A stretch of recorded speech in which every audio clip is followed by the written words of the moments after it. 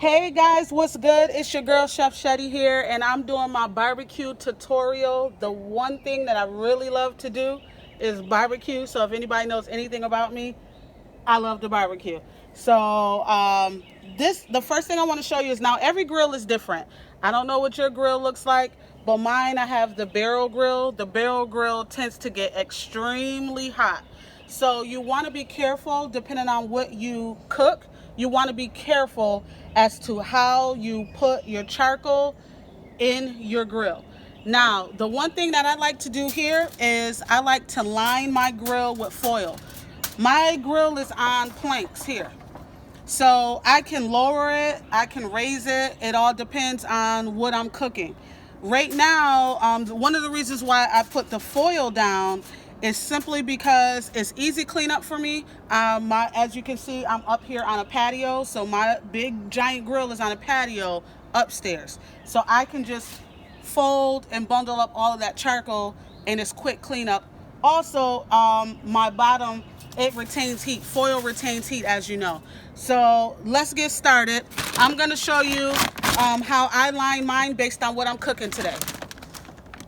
So I'm going to pour my charcoal in. Now what I'm making is rib tips. I'm making pork rib tips, and I'm also making some chicken along with some Georgia boy sausages. So one side is going to be indirect heat, one side is going to be direct. Again, one side indirect, one side direct. So what that means is one side is going to have more charcoal than the other. So my side with the chicken is going to have more charcoal. So this side right here, this is where my chicken is going to go. And the reason why you want to have indirect heat, because for things like ribs, you want to smoke your ribs. You don't want to grill your ribs. Grilling is for quick, fast cooking. Smoking is for creating a direct smoke, getting into your meat, getting into the pores of your meat, breaking it down, making it tender. So you don't want to put too much charcoal on that side.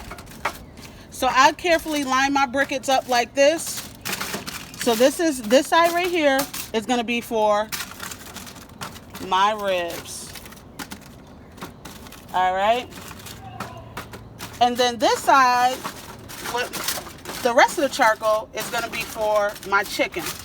And if you see, I've left a little space in between here. The reason why I left a little space in between here is because I do want to kind of separate it, for the simple fact that I only want to smoke my pork. I do not want to directly warm my pork, or cook my pork and make it burnt, because you can burn the outside, and the bad part about burning the outside is it's not going to be cooked all the way in the inside. All right. So I think I'm gonna put a little bit more on this side, because I have a little bit, I have some chicken and sausage that I'm doing over here. So I want to kind of make it pretty hot. And I am gonna lower this down a little bit.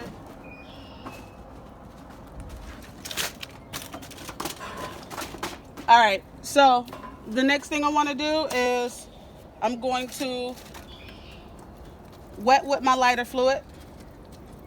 You can use any type of charcoal. Try to stay away from the real cheap charcoal. Just only because it's only going to hurt you in the long run. It's going to die out faster. So I kind of use Kingsford, or a brand that has a really good solid charcoal that lasts a long time. So I pretty much wet this up really good. Get it down in the middle. Get it down all the corners and crevices of everything. Soak it up really good. Okay. And then I'm going to put my racks, which I've cleaned and washed, so they probably look glossy just because I cleaned and washed them. I clean, scrape, and wash every time. So I'm going to put my racks over here on this side. Okay, and then I'm going to leave this side open. The reason why I'm going to leave this side open is because I've been soaking some cherry wood and peach wood chips. And once the flat fire is up And once it subsides after 10-15 minutes, I'm gonna go ahead and put this side with the wood chips, because this is the side I'm actually smoking my meat. This is the side I'm cooking my meat. All right, so let's go ahead and get the flame started. You may wanna step back a bit. Try to use a long lighter if I can get it working here. Just light one briquette. It's gonna spread all the way through. And you let that go. Let me move this out the way. I don't want to get this burnt. And let me move this out the way because I don't want that to blow up. But you let that go for a good 10 to 15 minutes. Once it goes for 10 to 15 minutes and you don't see a fire anymore, I'm going to go ahead and show you about how I'm going to put the wood chips in. All right? And we'll be right back. Okay, we're back. I have my soaked wood chips. These are peach wood chips and also applewood smoked wood chips. The charcoal I have is the Kingsford charcoal that has applewood chips already embedded in it. So I just added some more applewood and some peach. I'm gonna put it here on the side that I'm gonna smoke my ribs. Okay?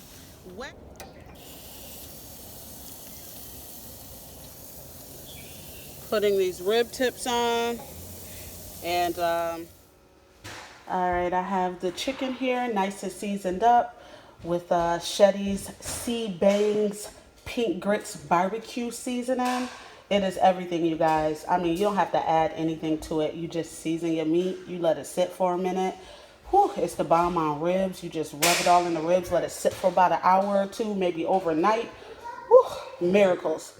And then this right here, the Georgia Boy smoked sausages. For those of you that are not in Georgia that want to try these, have somebody send them to you.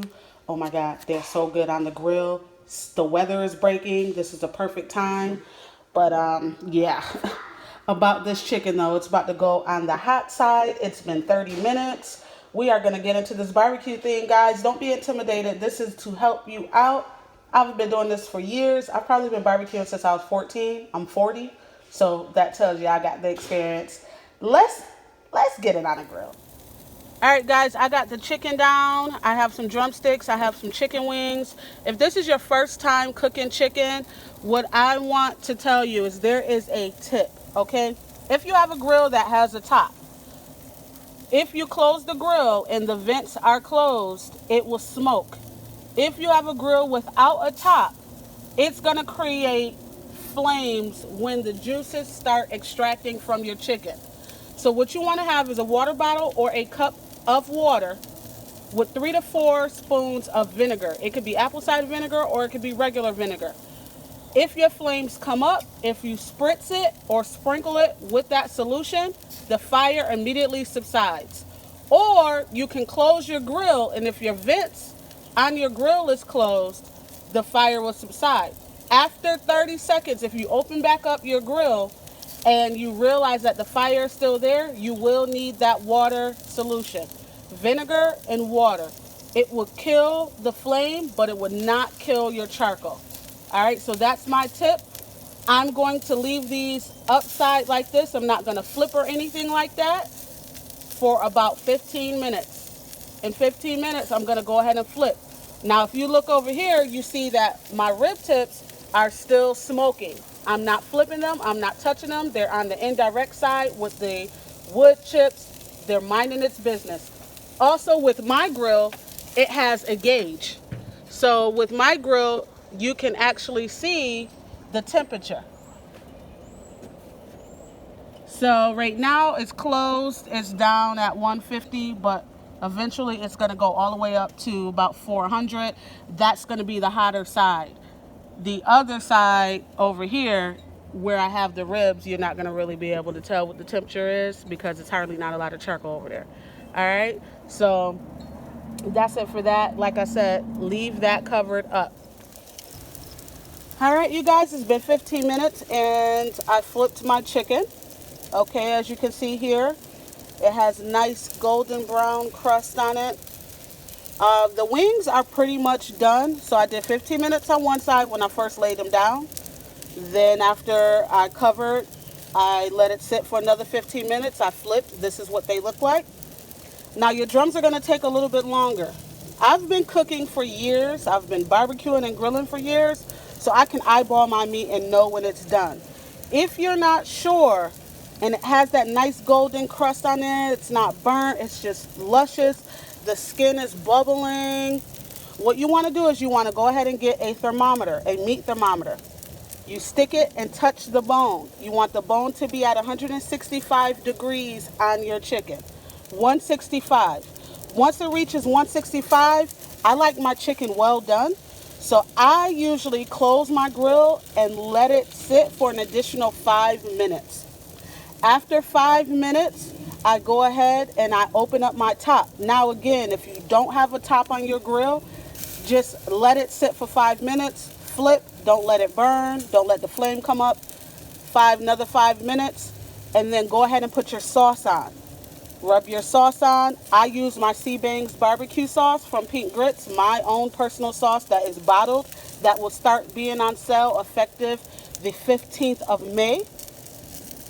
But this is what this looks like. And again, if you notice, here we go with the rib tips. Still over here smoking, minding its business, right? You see all the juices coming out of there. You don't want to touch it. You don't want to flip it. You don't want to move it. After I do flip it, and I let these cook for a good hour and a half before I even flip. Okay, after that hour and a half and I flip it, then I'm going to do another hour on that side. Smoking, nice and good. And then I'm going to baste it with the sauce. But back over here with the chicken, you guys, the chicken wings are basically done. 30 minutes on the grill. Internal temperature, like I said, 165. See how it's bubbling? That's how you know everything's coming out clear. Your wings are ready. Let the drum sit a little bit longer. I'm going to go ahead and close this grill. I'm going to prepare my sauce. And what my trick to my sauce is, it's bottled, but I usually pour it out the bottle, warm it up, and then go ahead and baste it.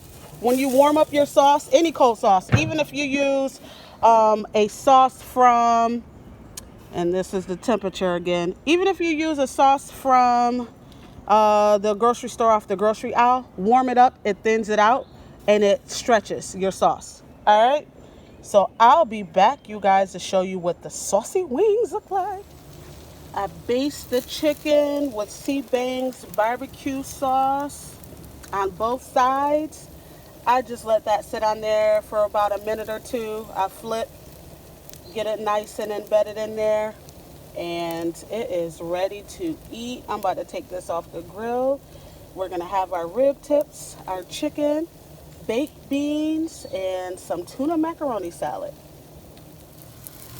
All right, these are the Georgia Boy sausages I was talking about. They are nice and popped open. They're nice and big.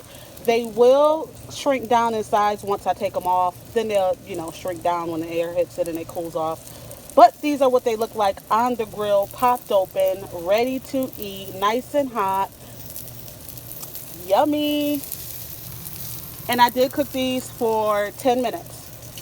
So 5 minutes on one side, flipped 5 on the other side. If your charcoal is extremely hot, 10 minutes. If you notice your charcoal has cooled down some, then it may take a little bit longer. But once you get them popped like this, it's time to take them off. All right, guys, this is the chicken, the rib tips, aka burnt ends. Take some of them burnt ends, chop them up really fine. Put them here in the baked beans. Whew, tastes so good. The Georgia Boy sausages, I told you guys these would shrink, and we do like a little char. You can always, cook them a lot less if you don't like them as charred as we do. And then also the tuna macaroni salad. So go ahead, like, comment, share, subscribe to my channel. Recipes almost every day I try to get out for you, if not a few times a week. This is Chef Shetty at Pink Grits, and I love you for free.